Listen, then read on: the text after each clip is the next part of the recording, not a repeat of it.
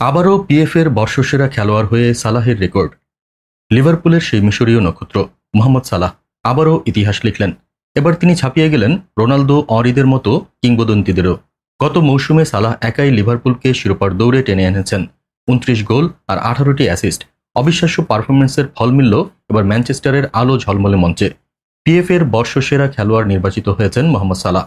এর মধ্য দিয়ে তিনিই হলেন ইতিহাসের একমাত্র ফুটবলার যিনি সবচেয়ে বেশিবার এই সম্মান জয় করলেন, যেখানে রোনালদো, থিয়েরি অরি কিংবা কেভিন ডি ব্রুইনার মতো তারকারাও থেমে আছেন দুইবারে। পুরস্কার হাতে নিয়ে সালাহ আবেগঘন কণ্ঠে বলেছেন, আমি মিশর থেকে এসে আজ ইউরোপে ইতিহাস লিখছি। এটা শুধু আমার নয়, আমার দেশের জন্য গর্ব। শুধু সালাহ নন, লিভারপুলের আরও 4 জন জায়গা করে নিয়েছেন পিএফের বর্ষসেরা একাদশে। আরও অবাক করা ব্যাপার, 7 বছর পরও কোনো ম্যান সিটি খেলোয়াড় নেই সেই তালিকায়। সালাহ যখন মাঠে নামেন তখন বোঝা যায় ফুটবল শুধু খেলা নয়, ইতিহাস লেখার এক মহাযজ্ঞ। প্রশ্ন হলো, এই মিশরীয় তারকা আর কত রেকর্ড ভাঙবেন সামনে?